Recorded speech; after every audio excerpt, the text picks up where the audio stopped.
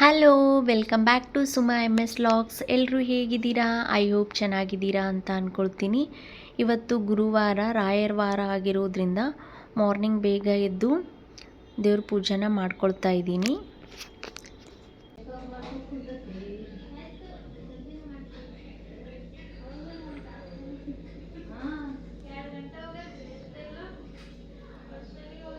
ಇವಾಗ ದೇವ್ರ ಪೂಜೆ ಅದು ಎಲ್ಲ ಮುಗೀತು. ಫಂಕ್ಷನಿಗೆ ಹೋಗೋಕ್ಕೆ ರೆಡಿ ಆಗ್ತಾ ಇದ್ದೀವಿ ನೋಡಿ.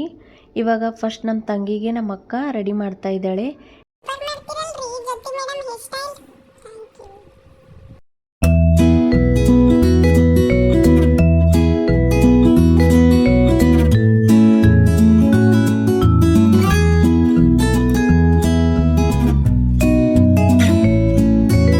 ಹೇರ್ ಸ್ಟೈಲ್ದು ಫೈನಲ್ ಲುಕ್ ಯಾವ ಥರ ಬಂದಿದೆ ನೋಡಿ, ಎಷ್ಟು ಚೆನ್ನಾಗಿ ಕಾಣಿಸ್ತಾ ಇದೆ ಅಲ್ವಾ. ಹೇರ್ ಸ್ಟೈಲ್ ಮುಗೀತು, ಇವಾಗ ಮೇಕಪ್ ಮಾಡ್ತಾ ಇದ್ದಾಳೆ.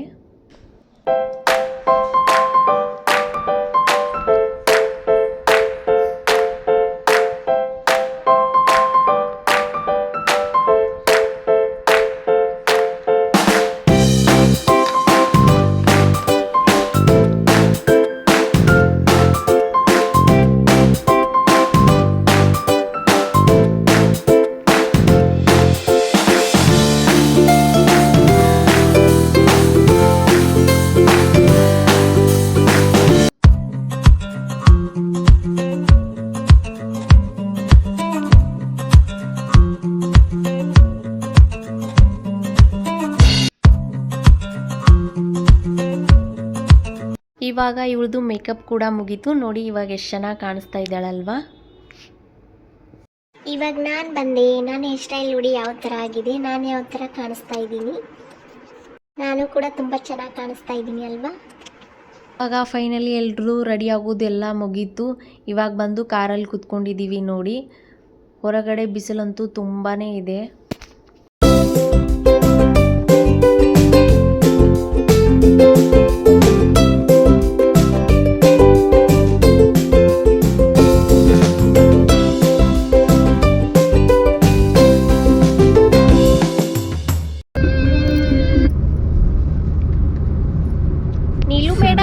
ಸಲ್ಲಿಸ್ತಾ ಇದ್ದಾರೆ. ಹಾಗೆ ಕ್ರಿಟಿಕಲ್ ಕೇರ್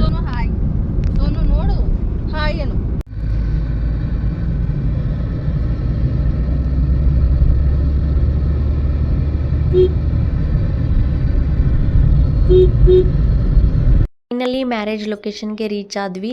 ಆಲ್ರೆಡಿ ತುಂಬಾ ಲೇಟ್ ಆಗಿತ್ತು, ಎಲ್ಲ ಫಂಕ್ಷನ್ಸ್ ಕೂಡ ಮುಗ್ದಿತ್ತು. ಇನ್ನೇನಿದ್ರು ಗಿಫ್ಟ್ ಪ್ರೆಸೆಂಟ್ ಮಾಡೋದು, ಊಟ ಮಾಡ್ಕೊಳ್ಳೋದು, ಹೋಗೋದಷ್ಟೇ ಇತ್ತು. ಮ್ಯಾರೇಜ್ ಕ್ಲಿಪ್ಪಿಂಗ್ಸ್ನು ಜಾಸ್ತಿ ತೊಗೊಳಕ್ಕಾಗಲಿಲ್ಲ, ಯಾಕಂದರೆ ಆಲ್ರೆಡಿ ಲೇಟಾಗಿ ಬಂದಿರೋದ್ರಿಂದ ಆಲ್ಮೋಸ್ಟ್ ಆಲ್ ಎಲ್ಲನೇ ಮುಗ್ದೋಗಿತ್ತು.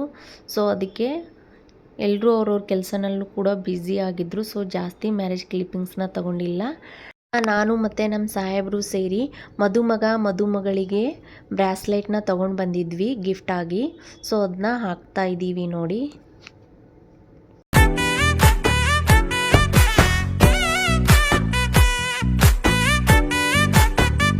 ಸ್ಟೇಜ್ ಮೇಲೆ ಬಂದವ್ರಿಗೆ ಗಿಫ್ಟ್ನ ಪ್ರೆಸೆಂಟ್ ಮಾಡಿ ಊಟ ಮಾಡಿಕೊಂಡು ಡೈರೆಕ್ಟ್ ಮನೆ ಕಡೆ ಹೊರಟ್ವಿ.